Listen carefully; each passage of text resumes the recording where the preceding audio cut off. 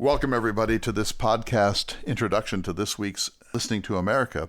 Lindsay Chervinsky, the great, wonderful, extraordinarily talented Lindsay Chervinsky is just taking off in her career. Her new book on John Adams, The Making of the Presidency, is coming out in September. We'll have special events, a Zoom party for anyone who wants to join us at some point, so stay tuned for that. She's making her book available with a special book plate to people involved in the Listening to America world. Today's conversation was about enemies of the enemies list of John Adams. So John Adams was the president of the United States between March 4th, 1797 and March 3rd, 1801. All sorts of difficulties as president. There was a war scare with France, what's called the Quasi-War. And because of that, Congress passed some really frantic, even paranoid legislation, the Alien, Sedition, and Naturalization laws. Adams had enemies within. He kept the cabinet of George Washington, thinking that that was the right thing to do. And the cabinet proved to be disloyal, in fact, much more willing to listen to Alexander Hamilton, who was back in New York, than to be honest brokers in the administration of Adams.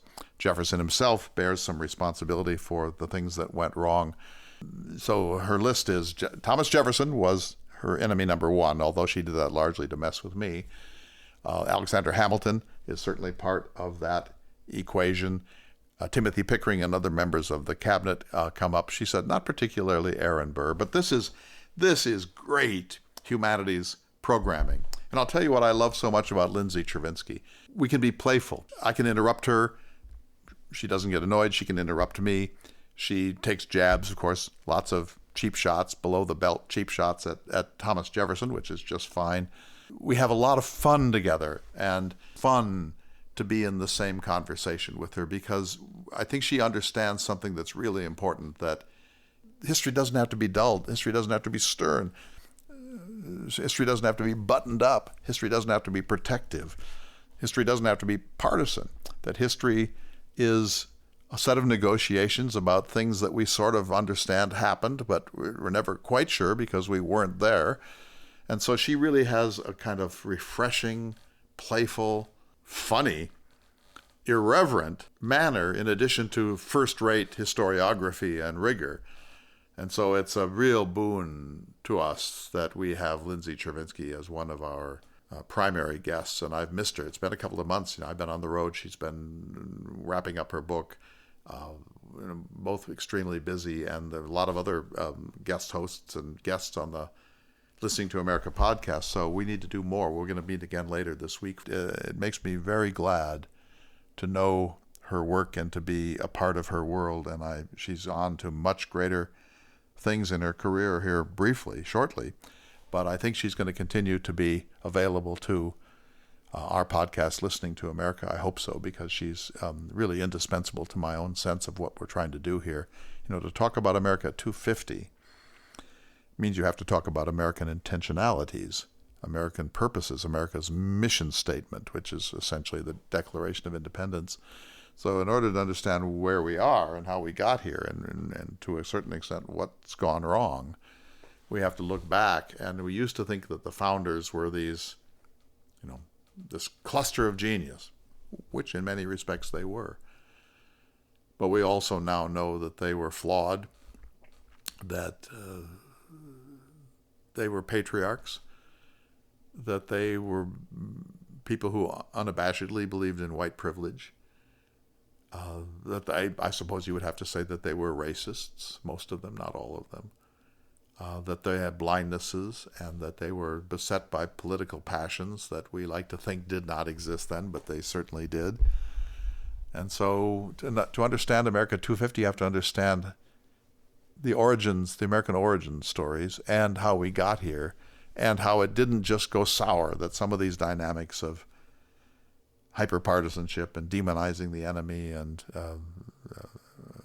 siloed media and so on have been with us in other forms right from the start.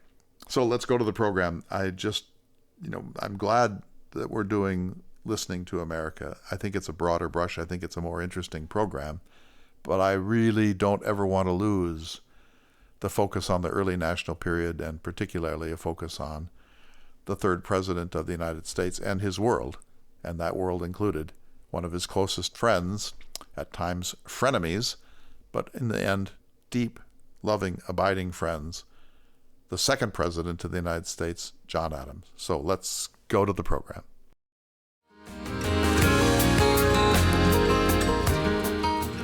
Hello, everyone, and welcome to this special edition of Listening to America. I have the great joy of being back in the virtual room, at least, with my friend Dr. Lindsay Chervinsky. Dr. Chervinsky is a frequent guest on this program and a fan favorite. She has her own independent following, and it's wonderful. Lindsay, your book on John Adams is in the press. It's only a matter of weeks before you hold it in your hands. That's always a great moment. I've had this opportunity a few times, and when that box comes and you actually hold the thing, it's no longer some awful manuscript that you printed and reprinted, and suddenly all the wounds are kind of over for a time. This probably won't happen to you, but then I read it and I see, like, on page 7, the wrong date for the revolution, and then I go into a tailspin, and but it's a great moment to hold the book in your hands. Congratulations. Thank you. It is. I'm really looking forward to it. There's nothing quite like unboxing it and seeing it in the flesh and seeing, each word that you painstakingly chose. And in some places, I was very careful at certain points, even about the layout of the language. I wanted things to read a certain way. And so to see all of that come to fruition is a really special moment. And I'm very much looking forward to it a little bit later this summer. And also so excited to get it out there. I feel like I've been talking about it for a while. I've been talking about it with people for a while. I think it will hopefully have a good message before our very busy fall, and people will be as excited to read it as I am to give it to them. Well, you laid the groundwork. You got a lot of critical acclaim for your first book. You've been the darling of the historical world. You've done a lot of media. So this book is going to have an even better chance than your first book on the cabinet of George Washington. Remind us of the title of the new book. The new book is called Making the Presidency, John Adams and the Precedents That Forged the Republic. It will be out on September 5th. And ideally, unlike the cabinet, there will not be a global pandemic. That changes all of my plans. So that would be really great if that could not happen. Indeed. And so, of course, and you are making it available, as we promised, to listeners and friends of our podcast, Listening to America. Give us the details. Yes. So the book is called Making the Presidency, John Adams and the Precedents That Forged the Republic. I am doing this pre-order campaign with Porchlight. So you can just Google the title and my name in Porchlight, or you can go to the website, lindsaychervinsky.pub, /signed copies, or you can just Google it and it should pop up. It's also available the link is on my website, all those things. And I think we can drop it in the show notes. It is 30% off all copies, and they are signed copies with a special Adams-themed bookplate that I designed myself. As many listeners know, I had a George Washington-themed bookplate for the first one. So this is a special John Adams-themed one. They're all signed. And I have included some, if you want to read it with your book club or your DAR group, I included some special offers if you wanted to buy them in bulk. And that's also available on the site. The offer is good until August 22nd, and I think the 30% off is the best offer out there, so wanted it to be available to all listeners. Listeners formerly to the Jefferson Hour, now to Listening to America, are glad they want to be part of this, and we're making arrangements for all of that. It's going to be very, very exciting. So you proposed today's topic. It's been too long. I've missed you. It's been a couple of months, really, since we've talked together. And I've been most eager to hear your thoughts. And you proposed for today's conversation from your book, the villains of the book. So name a villain and let's have a conversation. Well, I intentionally kind of put these in order, and mostly because I wanted to see your facial expression. The first villain is Thomas Jefferson. That's all the time we have today for this edition of Listening to America. This is Lindsay's last appearance on this program. So you've been waiting to do this, to throw Jefferson in my face on day one. You didn't say, oh, let's talk about Aaron Burr or let's talk about this. Right for TJ. Yep. And is he the chief villain, or is this just like an anti-Clay Jenkinson moment? Well, first, you so did not disappoint. I have been looking forward to this moment for a very long time. And I would have a case of the giggles because this is too fun. I wish you all could watch the only thing more interesting than my jaw dropping and my weeping profusely here is Lindsay's delight and crowing at the triumph of throwing Jefferson in my face. Come on. John Adams loved Thomas Jefferson. He forgave Thomas Jefferson, and also he knew that Jefferson was a very great man, but with some flaws. All true. I'm not sure that John Adams knew the depth of his flaws while Jefferson was serving as vice president. Well, I'm glad that you know this, so you can even add more weight, throw more logs on this fire, because you're in a better position to dislike Jefferson than even Adams. Yes, I am. So there are, of course, the things that we know about. You know, while serving as vice president, he was also serving as the head of the Democratic Republican Party, or as he called it, the Republican Party. He was at times actively campaigning against the administration. He was, working on building up a political infrastructure, which he was very good at and very compelling as a spokesperson for or a figurehead for. So we know all of that. The piece that I think there are two pieces that are more nefarious. There was an opportunity in the beginning, and John Adams genuinely wanted to work with Jefferson and genuinely wanted to have a bipartisan administration and sought out Jefferson before their inauguration. And I think Jefferson had initially been amenable to that too. And he had written a letter that James Madison ended up putting the kibosh on. I blame Madison for this whole thing, but go ahead. Yes, we can blame Madison for this portion of it for sure. And so I think Jefferson was initially amenable, but very quickly, Jefferson almost on a dime flipped and started seeing everything Adams did in the worst possible light. I think that if they had been able to have a little bit more of a conversation and if they had talked openly, Jefferson would have found that John Adams and he were aligned on a lot more things than he would have thought. And so I wish that he had given John Adams a little bit more trust. And that's where I put him. That's piece one of the villain. But let me say this, Lindsay. First of all, they were old friends. Things had begun to sort of break down, Shays' Rebellion and then the French Revolution and so on. When Jefferson becomes vice president under Adams, before we created ticketing, there was this moment when both of them thought maybe our old friendship will allow us to work together. And John Adams actually asked Jefferson if he would be willing to do some diplomatic work on behalf of the administration. And Jefferson wrote one of his beautiful, gracious Jefferson letters, as he often did. As you know, he sent it to Madison first and said, "What do you think?" And Madison said, "Don't send it. Don't send it because Adams is going to disappoint all of us. You're going to want to break with him. It won't be gentlemanly after all. If you send the letter, please just don't do this." And Jefferson, unfortunately, in my mind, Lindsay, was persuaded by Madison. And then there's that famous moment, where Adams and Jefferson are on the street and they're talking. And then Jefferson says, "We both went our ways." And that was the end of that. Yeah. And it's a really sad moment because I think that when Jefferson pulled away from Adams, I think initially it left Adams with few other people to really speak to. And we're going to get into some of the cabinet villains in a minute. But I think initially, without Jefferson's support, he kind of leaned on the cabinet in a way that was maybe not long-term as productive as it could have been. The second piece of Jefferson's villainy, and I think this can't be blamed on Madison and is not ideal, was there were several moments where he actively colluded with the French to undermine Adams' foreign policy, including foreign policy that I think ultimately he believed in, but he thought that if he was in office, that France would get a better deal. Possibly true. I mean, Jefferson had an affinity with France that Adams did not have, but still, this is clearly a betrayal of trust. Yeah, so I mean, imagine how we would feel if the vice president today was meeting with Putin saying, "Don't make a deal with the president, I'll be in office in 4 years. You'll have a better deal, so just wait it out."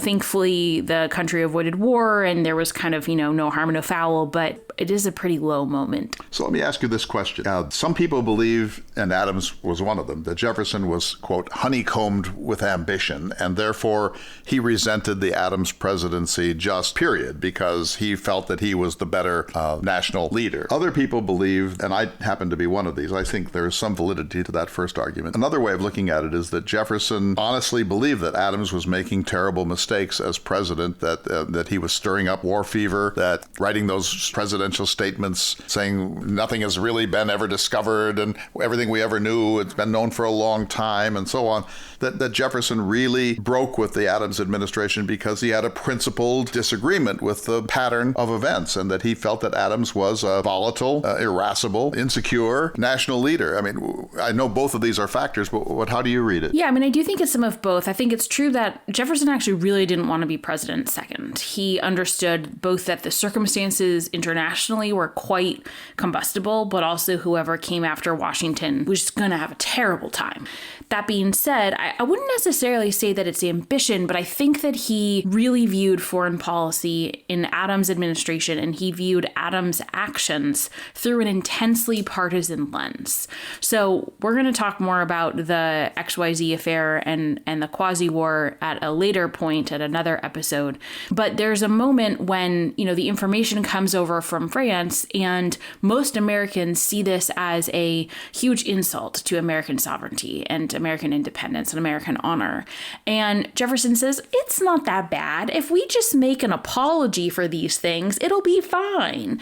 And that is a view that I think only someone who is viewing French behavior vis-a-vis what it's going to do for the Federalists would say. So he understood that war was going to be beneficial to the Federalists and very damaging to the Republicans, and so viewed those actions and Adams' actions through that lens. Agreed. So back to following Washington. Jefferson writes that letter saying someone's going to hold the bag and I don't want to be that guy. And this is not my time. And I do believe he genuinely did not want to be president in 1796. And I think he was a little surprised that he was vice president. Jefferson realized that Washington was the blaster St. George Washington, the hero of the Revolution. But he also, I think, felt, and you tell me if I'm wrong, that Washington left some unresolved issues, got away without having to resolve some issues that now were going to come to the forefront. And anybody who followed Washington was going to have to, in some sense, move away from some of what Washington was doing, and that person was going to be vilified because it's George Washington. Is that fair? Yeah, I mean, I think there were a lot of political, there's both, of course, a lot of foreign policy pieces that were unresolved. And to a certain point, that's not really Washington's fault because of, I think, in a lot of ways, the delays of timing. They just didn't know where things were in where things stood with France.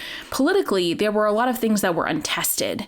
To a certain extent, they were never going to be tested until someone else was in office. Like, for example, do you keep a cabinet or do you put in your own people? And Adams learned that one the hard way.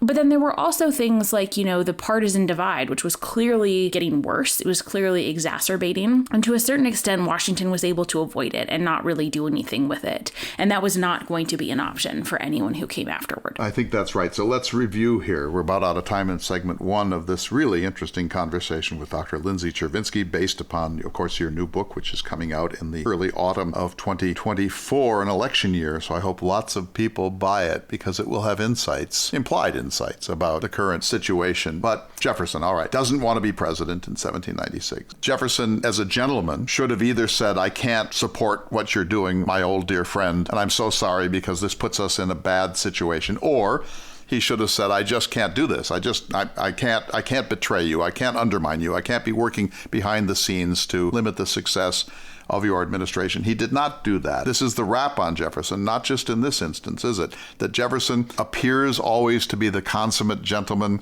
the man of great 18th century generosity of spirit. And then you find out that behind the scenes, when he's with Madison or when he's writing alone in his study, he's much more of a regular old power politician than he ever wants the world to know. And everyone who discovers this, from John Adams to you, loses a lot of respect for Jefferson over this, because what we love about him is the deep Jeffersonian generosity of spirit and civility, but it turns out in some instances, not always, it's a mask. Yes, and I think that the mask in some ways is what made him a really great politician. I mean, in some ways, politics requires a public face and a private face. And John Adams' inability to mask his private face is one of the reasons he wasn't as good of a politician, but it's also very endearing, I think, to us because we value that when he says something, he means it because he's kind of incapable of not saying it.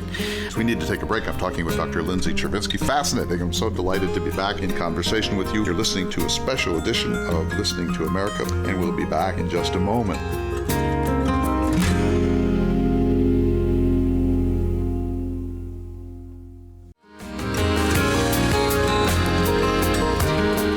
Welcome back to listening to America. Lindsay, what we've been talking about so far is sort of the more principled end of this, if you want to call it that. But then we know, too, that Jefferson befriended this unscrupulous journalist, James Callender, and gave him money, knowing that Callender was going to write dirt about the Adams administration, and not just policy disagreements, but he was going to do real character assassination of one of Jefferson's most important friends. And when the Adams realized this, it's not just that they were angry, of course they were, but there was a deep sorrow that Jefferson was capable of such a thing. And I don't think that they could ever take him fully seriously again after that, because who does that? Why would Jefferson hire a horrible, unscrupulous, mean-spirited, grubby journalist to trash one of the heroes of the American Revolution, one of his oldest friends, someone who really cared about Jefferson, and then try to pretend in his correspondence later with Abigail Adams as if, oh, well, I gave him a little grocery money. I didn't think he was going to write dirt on your husband's administration. When I read that, that's a permanent drop in my respect for Jefferson. Yeah, I agree. I mean, I think it's one thing if it's someone who is so overtly political. I mean, I think they wouldn't have been surprised if Hamilton had done that. That's what Hamilton does. That's what he does. And to a certain extent, that's what Burr does. Burr is a very political animal, and he's pretty open about his political activities.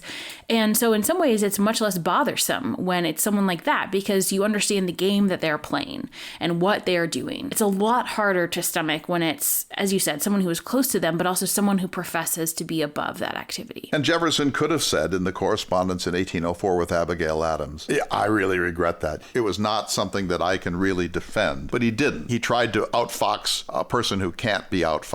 Probably the angriest letter that Jefferson ever received that he had to take seriously. Yes, she's not someone I would have wanted to be on my bad side, or rather, I would not want to be on her bad side, because, you know, one of my favorite discoveries of this book was, I knew she was smart, of course. We all grow up with the Remember the Ladies letter.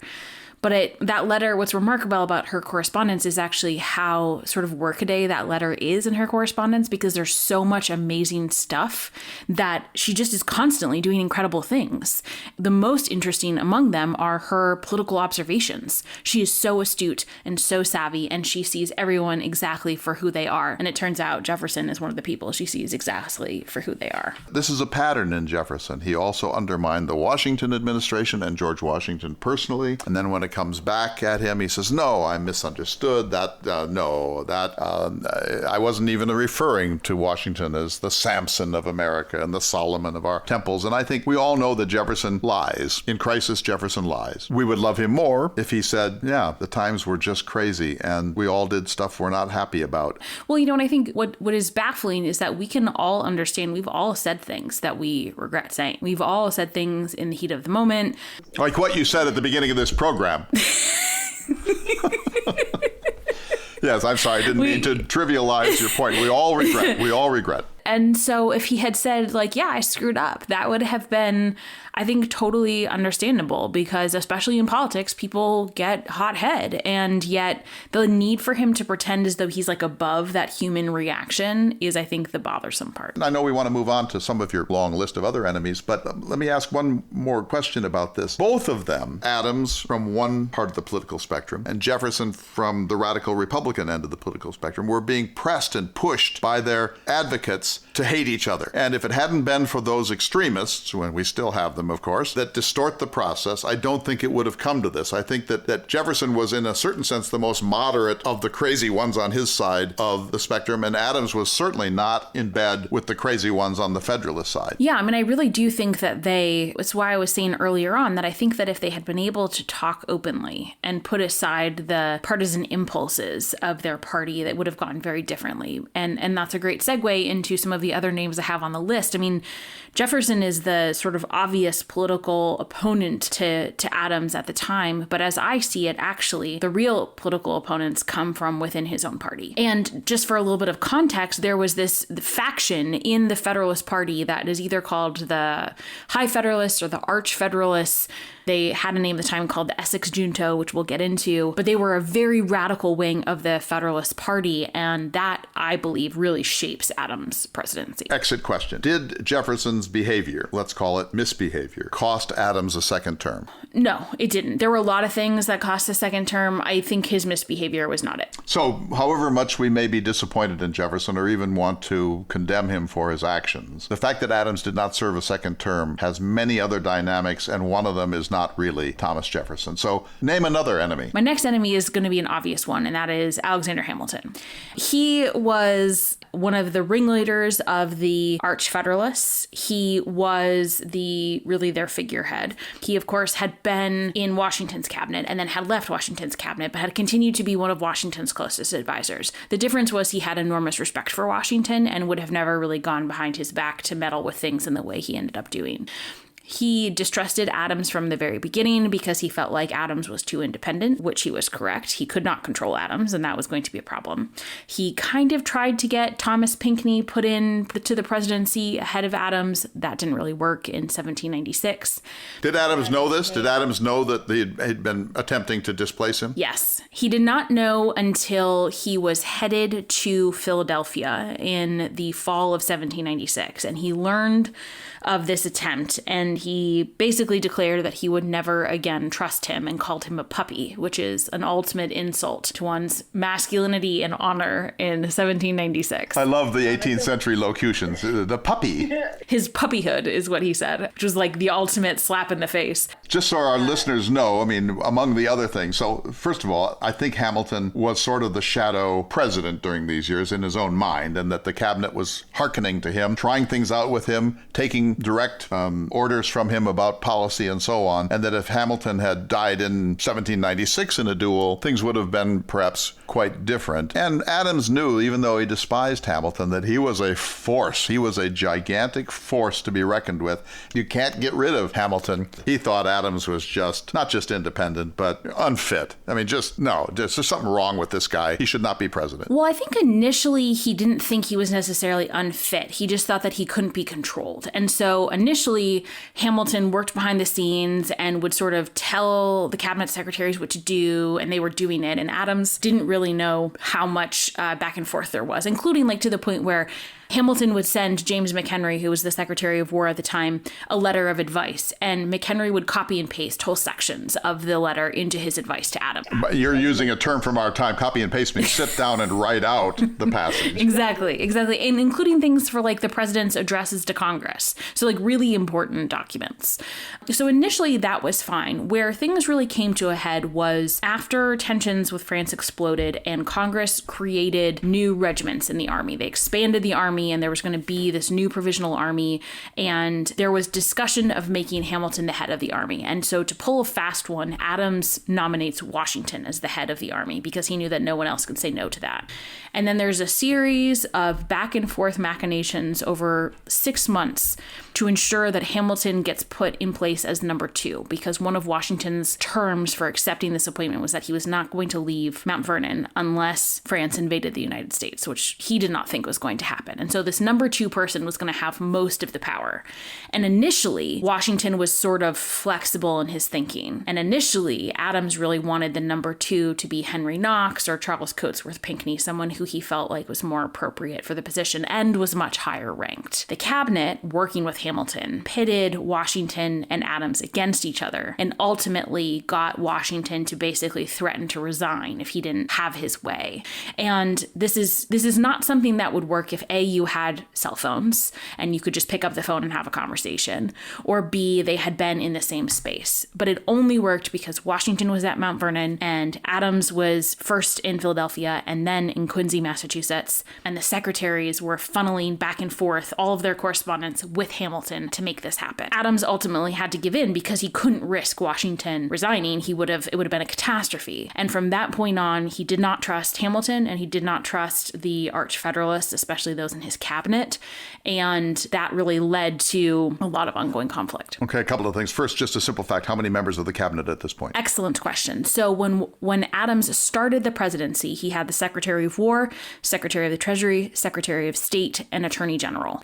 And interestingly, Adams actually got along really really well with Charles Lee, who was a Virginian and the Attorney General, because he was very independent. The Lee family was both very loyal to Washington, but very independent of political parties, and Lee was actually quite a good Attorney General to Adams. In 1798, when the threat of war with France breaks out, then Congress finally creates a Navy and a Department of Navy, at which point John Adams gets to appoint his own secretary for the first time and selects Benjamin Stoddard, who was from Maryland, who was also an excellent secretary for Adams. Okay, but Lindsay, here's a case where I think Washington deserves some criticism. He messes up big time. And he got his back up over this, and he sort of jammed Hamilton down the throat of Adams. This is not Cincinnatus in this case. This is Washington's ego, Washington's sense that nobody can ever question me. Washington didn't generate any of this, but his reactions to it all, I think, are disappointing, and they compromised poor Adams, and he now was in a no-win situation. He had to let Hamilton be the guy. Fortunately, he stalled out the war, and Hamilton wasn't able either to save the country from France or, as he once proposed, to march through Virginia and make sure the Virginians stayed on board with the new Constitution. Totally agree. I actually think this is Washington's lowest point in his lengthy career, because when he was young in the start of the 7 Years' War, he was, Yeah, wait a minute. He was young and killed that French group and started the... Young men tend to make poor choices when they have guns in their hands. When he was old, post-presidency, he had spent his entire career building up respect for civilian authority and the importance of civilian authority over the military and the civil-military divide. He had also spent 8 years really defending presidential authority, and in one fell swoop, he almost completely destroys it. And he got really lucky that it didn't actually come to war, and that Adams, as you said, was able to stall out and then was able to undermine the army through a number of other steps, such that Hamilton never got to do what he wanted, which was, as you said, march south to South America and get a bunch of imperial lands. Washington is a really good judge of character. He was a really smart man. He wasn't highly educated, but he understood authority. He understood the constitutional separation of civilian from the military. He must have understood that however gifted Hamilton was, there was a troublesome element in Hamilton's military zeal and Hamilton's ego and Hamilton's self-love, that you don't want to put too much authority into his hands on an independent basis. And I think that was a terrible mistake too, because I think Hamilton, well, just the idea that he was going to march into South America, but Hamilton has a thirst for a will to power that he didn't do much to disguise. And that's not 18th century. That's not the society of the Cincinnati. Yeah, I think in this case, Washington was, well, one, he was old and he was a little grouchy at this point, to be sure. But I think he was also a little bit blinded by the fact that as long as he was in power, Hamilton always had a very significant check, because Hamilton was never going to overthrow him or, reprimand him or something like that. And so I think that if Washington had been in the field, if Washington had actually been in command, then Hamilton would have been a great number. Of course, because Washington would have supervised him and would have checked his excesses. Totally. And he was wildly effective. He could manage more information and details in terms of executive efficiency than anyone. And so he would have been a phenomenal number 2. But without Washington there, you're right, Hamilton does tend to run wild. Adams used every tool at his ability to sort of slow play it and undermine it, and then ultimately pursued diplomacy. And then, of course, Washington died in December of 1799. And you can see two things happen. You can see Adams kind of going, oh, and just kind of breathing, because all of a sudden the shadow and the presence of Washington is no longer there over his shoulder. And 2, Hamilton writes quite explicitly, no one is more impacted by this than me, because he has been the force behind my career. In addition to this crisis didn't really hurt Washington in the long run. His reputation didn't really take a big hit over the whole crisis of the quasi-war. But Washington is gone now, and Hamilton writes that dumb pamphlet, basically meant it as an insider memo, amongst trusted colleagues and friends, as they used to say in the 18th century. And he basically, in that pamphlet, says Adams is not presidential material. He shouldn't be reelected. And talk about colossal mistakes. Yeah, not only was it a colossal mistake because it did, in some ways, the opposite of what he wanted in a lot of ways. First of all, it, of course, did get public. And if he didn't think it was going to, then that shows an incredible naivete, especially for someone who had had so much experience with newspapers. Second, it made other people think poorly of him because all the things he accused Adams of, this pamphlet made him look that way. And in doing so, he had avoided the advice. He had shared this pamphlet with a lot of his friends and trusted advisors, and they had said, don't do this. This is a bad idea. This is not going to go well. And he ignored them. And lastly, Adams was really good at being mean when he wanted to be, and Adams let it rip in this meeting. But then I think most importantly, in September and October of 1800, as the election is in full swing, and Adams is giving talks about how there is a British faction, and he is not going to be the puppet of this British faction. And Hamilton sends him several letters basically asking for an explanation, which would normally be the beginning steps towards a duel. And Adams just ignores him. He does not respond. You can't bring Adams into a duel. No. And he's like, I don't owe this puppy an explanation. And Hamilton cannot abide being ignored.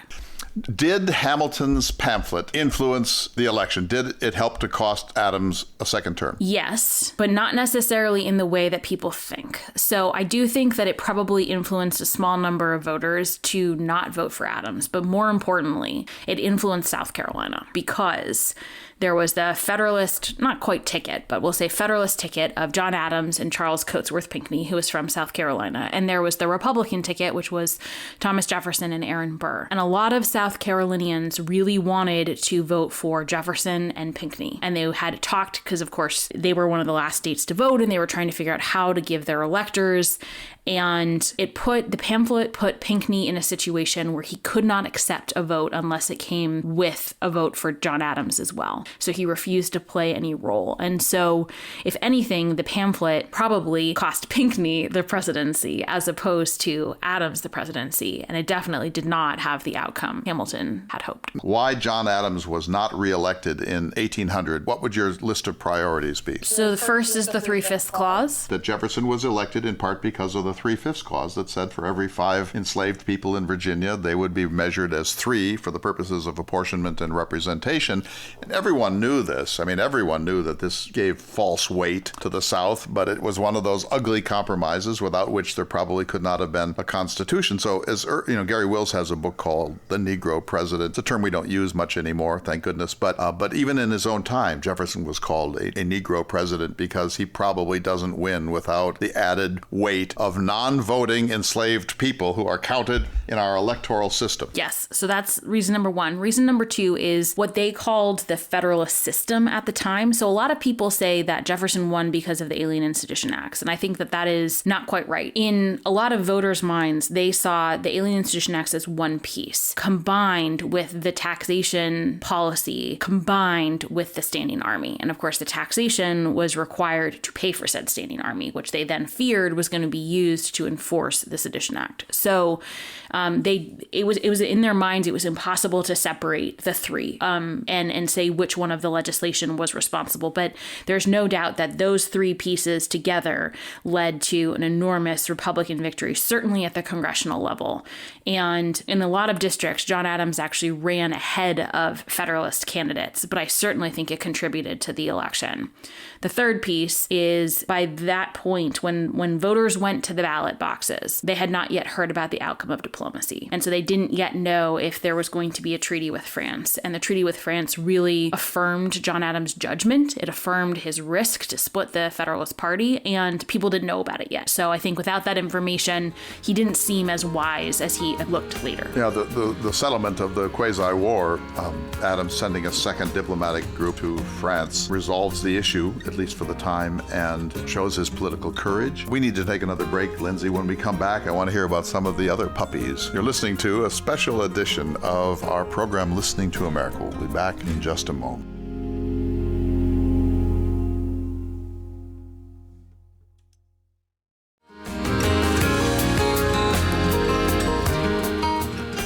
Welcome back to this special edition of Listening to America.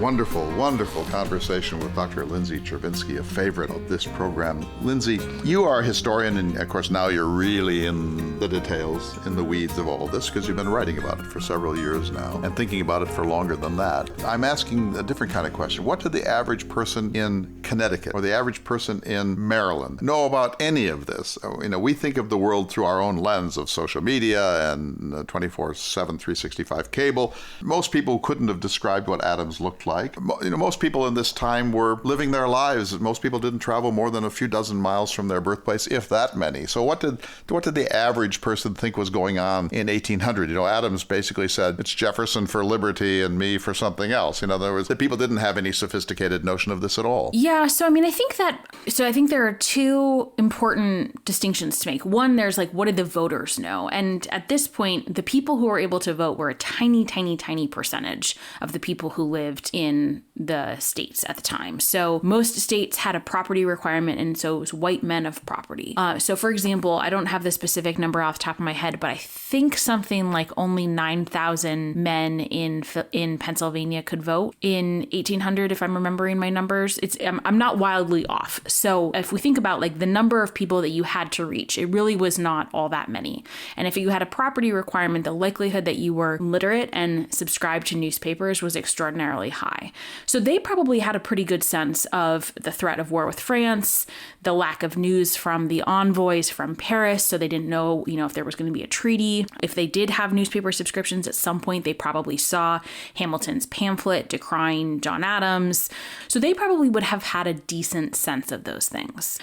It's much harder, of course, to measure beyond that, because much of the news then would have been passed either through word of mouth, through letters. People tended to, forward along letters, or you would have a newspaper and you would read it aloud at your family hearth or at the local tavern. So news would sort of filter through in that particular way.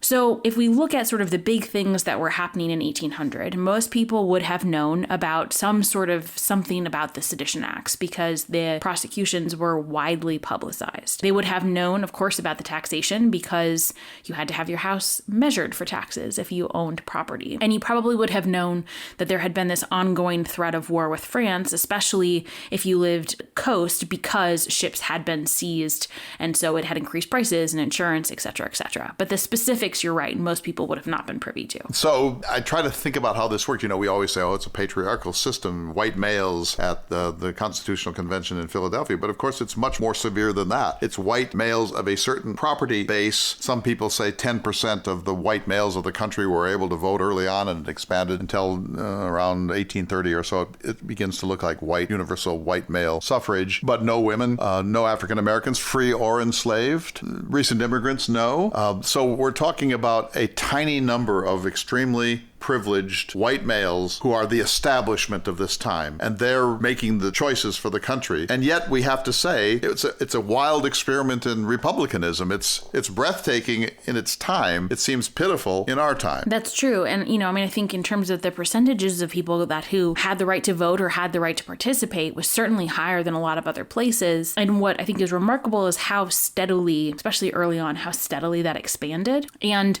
there are a lot of, I think, very compelling arguments to be made that one of the reasons the American Revolution worked and a lot of other revolutions have failed for two reasons. One, it wasn't a huge change all at once. So the people who were in power were still in power, just in a slightly different system. And then there was a gradual expansion. And so you don't have this really dramatic overhaul of society in a way that you would in France, where you're completely changing the ruling structure. The second piece is, of course, the culture of democratic participation was already present, and it just shifts slightly. So we've only put two enemies on the board here, and we don't even have a lot of time. I'm trying to figure out whether we lump the rest of the cabinet more or less as one. Aaron Burr has to come up here somehow. Who's next on your list? Well, interestingly, John Adams wasn't all that concerned with Aaron Burr. He just wasn't. He kind of viewed him as your average Republican. So I would say let's tackled the Essex junto, because that really takes into account people both in and out of the cabinet. And I'll explain how that works. What do we mean by Essex and junto? Excellent. So the Essex junto is a term that was actually coined by John Hancock during the Revolution. And junto is like a secret cabal group that is pulling strings behind the scenes. And it refers to Essex County, Massachusetts, where most of the key players were born. They didn't necessarily still live in Essex County by the time Adams was president, but they came from there. And they include people like George Cabot, Timothy Pickering. Oliver Wolcott Jr. was not from there. He was from Connecticut, but he was very much involved. These are people who, most of whom John Adams had known for decades and decades. All of them were Federalists. They had lived in Massachusetts their entire life. A lot of them were in and out of Congress, and they were all in the much more extreme wing of the party. The Essex junto is kind of it's a really fun term to explain the sort of derogatory behind the scenes machinations that were taking place. And I think it's pretty accurate because there were several members in the cabinet. So Timothy Pickering was really the ringleader in the cabinet. He had assistants in Oliver Wolcott Jr., who was the Secretary of Treasury, and James McHenry, who was the Secretary of War. And they were regularly corresponding with these people in Massachusetts. And when John Adams would go back to Massachusetts, they would send these guys to Adams' house to try and convince him to do things or try and undermine support for him. So, for example, in the fall of 1799, they convinced the governor of Massachusetts to take any mention of Thanksgiving in his Thanksgiving address, any mention of the peace mission. And the governor had initially said that they were praying for success, and they convinced him to take it out because they don't want anything positive said about the president of their own party. It's absolutely bananas. When I think of this group of people, I think of Timothy Pickering. I don't despise Alexander Hamilton. I don't despise Aaron Burr. But the person that in my opinion, the person that's easiest to hate of the Federalists is Timothy Pickering. He seems like just a professional sourpuss, mean-spirited, angry partisan, without a liberal spirit in the sense of generosity of spirit. Pickering came from sort of rabid puritanical stock, but maybe to blame his personality on the Puritans was not fair to the Puritans. Wow. Which I think is really funny. That's rough. John Adams did one better, as he tends to do. And he said that Timothy Pickering was the only person he would know who would be unhappy in heaven because he would have to acknowledge a superior. Whoa. So you've answered this question before, but I think our listeners may need a refresher on this. Why did John Adams, the second president of the United States, not bring in his own cabinet, people of his own political stamp, people that he trusted, people who trusted him? He made a fatal mistake in doing this, but you've said before, it is understandable. It is, for a couple of reasons. So first, it was a very tumultuous moment, which we often forget because we think of 1800 later, 4 years later. But at the time, for the country, it was very nerve-wracking because they had only known one president. They weren't sure if the country was going to work with a different president. And so John Adams wanted to provide stability from one administration to the next and maintain that institutional knowledge.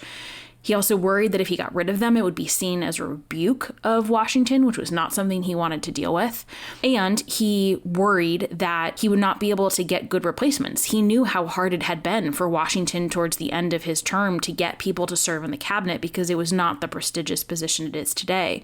And so he thought, well, if Washington's going to have trouble filling these positions, then I am too. Was he pressured? Was he pressured to keep them, or was this an independent decision? I think it was an independent decision. I think that this is another sort of blemish on Washington.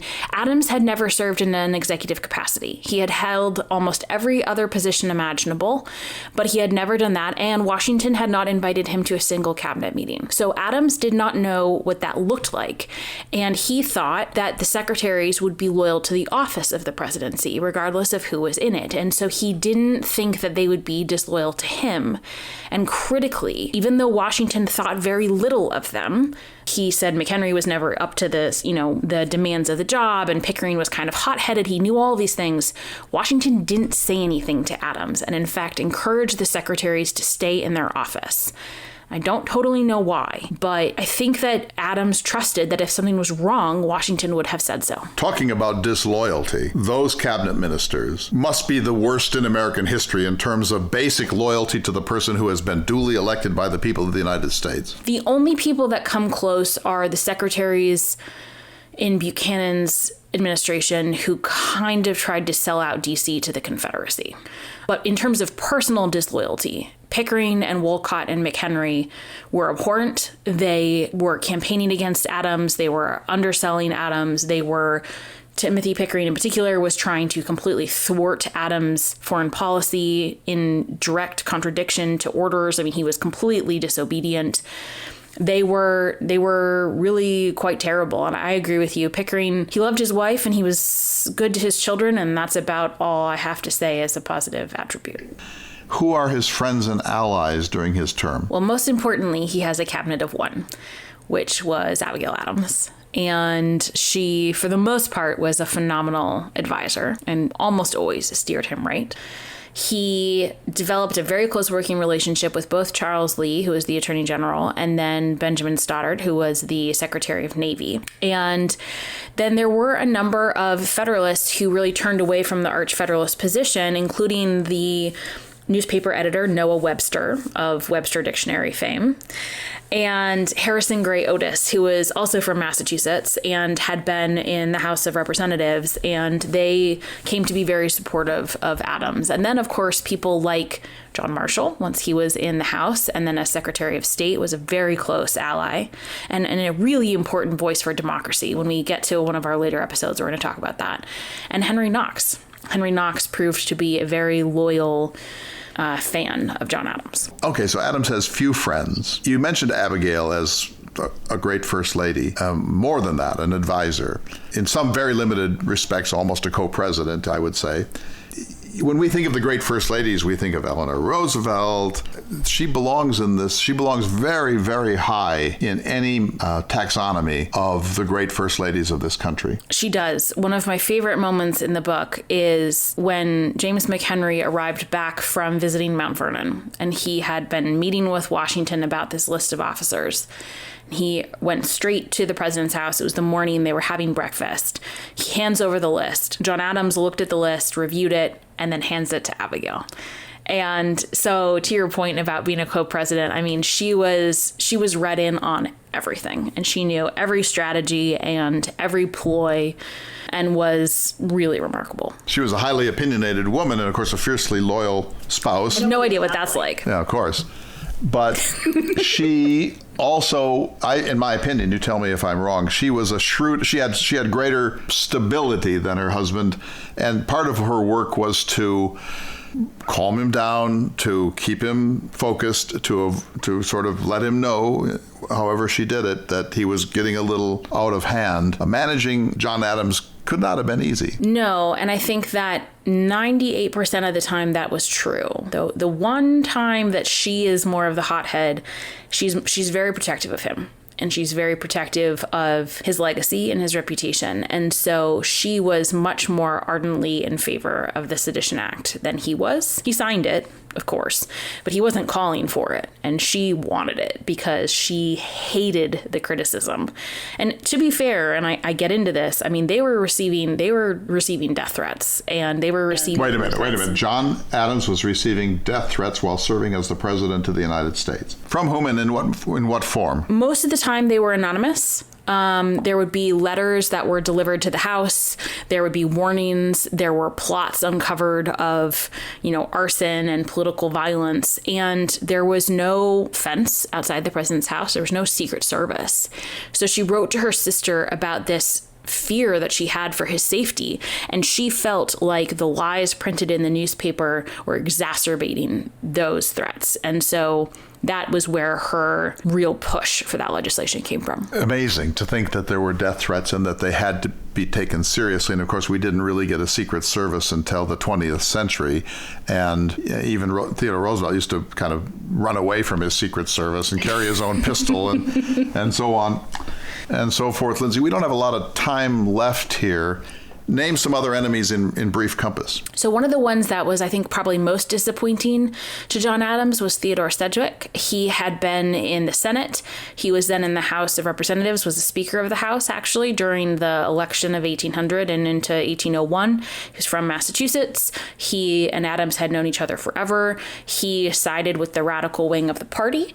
And they had been very close up until mid-1798. He had really been one of Adams' closest sort of allies, especially in Congress. And to make matters worse, when John Adams got into the carriage to go home on March 4th, 1801, he was taking a public coach because he was an average citizen and that's what one does. And he climbed into the coach and Theodore Sedgwick was sitting there and they had to ride together at least to Baltimore, which must have been a very uncomfortable carriage ride. So Adams leaves town on the dawn stage to go to Baltimore. On his way back to Massachusetts, he's grieving over his son Charles. He's bitter about the election. He felt, I think, in his soul that he should be allowed to serve as president at least for 2 terms and maybe as long as he wanted to. It hadn't yet really been determined how you leave the presidency. And so he's in a very bad mood, and he's not too happy with Mr. Jefferson, and he just wants to get away and go back to Abigail's gone already. And he just wants to get home to his lovely Braintree world. Plant his carrots. His lovely wife. He wants to shovel some manure and write some letters and read and reconnect. And he gets in this stagecoach, and there's Sedgwick. And it's not like being on a plane where I'm in row 7 and you're in row 2.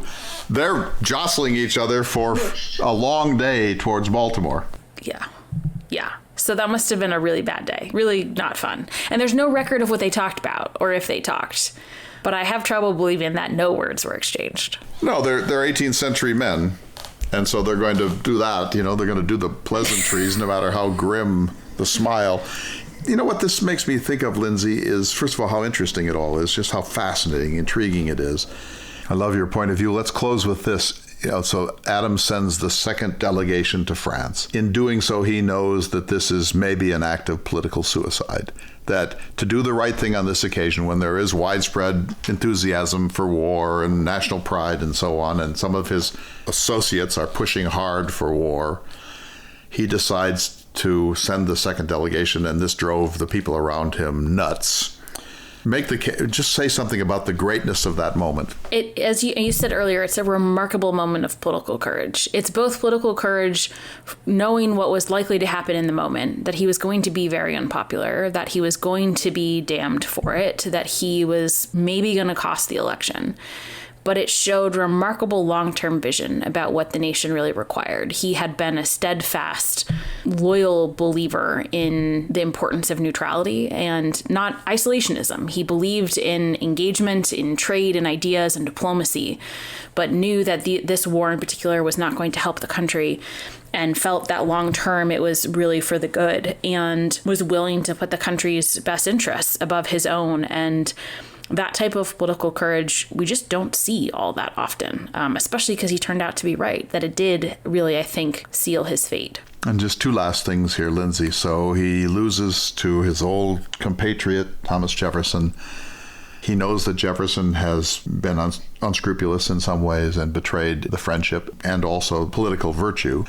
But as he goes out, he writes that letter to Jefferson saying, "You will have no more loyal friend than I am." It almost makes me want to cry. Truly, the nobility of that. Compare that to recent presidents who have been discredited. And then he picks up the pen on January 1st, 1812, and reaches out to a man who's now much, much more famous and popular than Adams ever was. And he says, let's try. And what the result of that is one of the greatest epistolary exchanges in American history. God bless John Adams, I say, and thank you for your insights and for doing the work that you do. We're excited, and this is only one of a number of programs we're going to do based upon your book. This has been one of my favorite, even with the ridiculous and snarky start. This has been one of my favorite Lindsay Chervinsky moments. We'll see you all next week for another important edition of Listening to America.